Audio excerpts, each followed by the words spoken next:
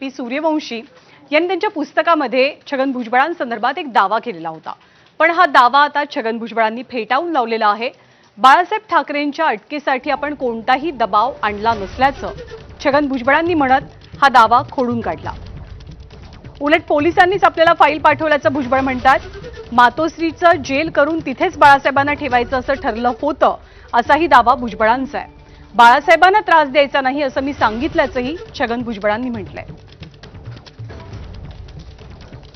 रघुवंशीने मला विचारायचं आहे, ती फाईल कोणी पाठवली होती माझ्याकडे? पोलीस कमिशनरनेच पाठवली होती। आता श्रीकृष्ण कमिशनची आम्ही अंमलबजावणी करून म्हणून सांगितलं होतं।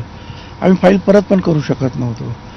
फाईल जी आहे पोलिसांनीच पाठवली होती माझ्याकडे। आणि त्याच्यानंतर सुद्धा एम.एन. सिंग आता जिवंत आहे, त्यांना मी सांगितलं की बाळासाहेब ठाकरेंना आपण जामीन द्यायचा आहे आणि कदाचित जामीन नाकारला तर मातोश्री हाच जेल म्हणून जाहीर करायचं आणि त्यांना मातोश्रीमध्येच ठेवायचं। एवढं सगळं आम्ही केलेलं आहे। आता